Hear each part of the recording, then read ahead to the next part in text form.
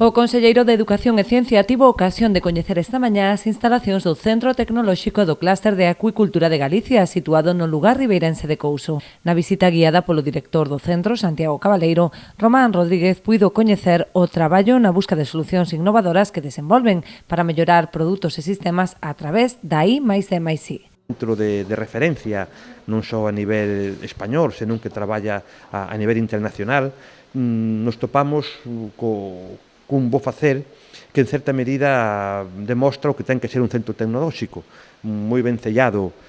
coas empresas do sector, moi ben sellado co entorno onde está ubicado, moi ben sellado tamén con outras áreas de investigación, como pode ser as universidades galegas, e que dá un servicio básico e fundamental en ámbitos como a sanidade animal aplicada aos peixes ou tamén a alimentación, e que é básico tamén e fundamental para que as empresas poidan ser competitivas, se poida xenerar emprego, se poida xenerar riqueza para Galicia e sigamos estando pois a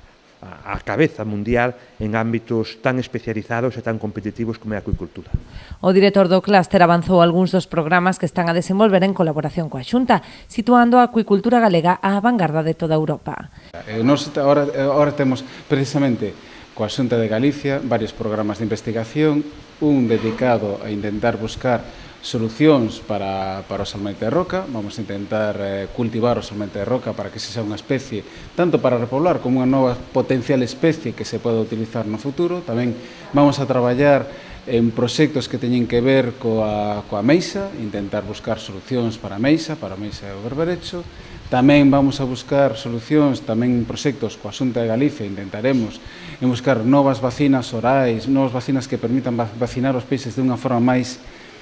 razonable e máis eficaz, intentando que a duración das vacinas sean máis longas. Tras a visita, o titular de Ciencia anunciou un incremento d'1 millón de euros para gastos de estruturación dos centros tecnolóxicos galegos, acadando un investimento total de 4,1 millóns. Román Rodríguez comprometeu ademais o apoio da Xunta de Galicia á actividade do clúster, que xa leva recibido uns 2,8 millóns de euros do Goberno autonómico, dos que case 2 millóns foron achegados dende a Axencia Galega de Innovación, dependente da Consellería de Ciencia.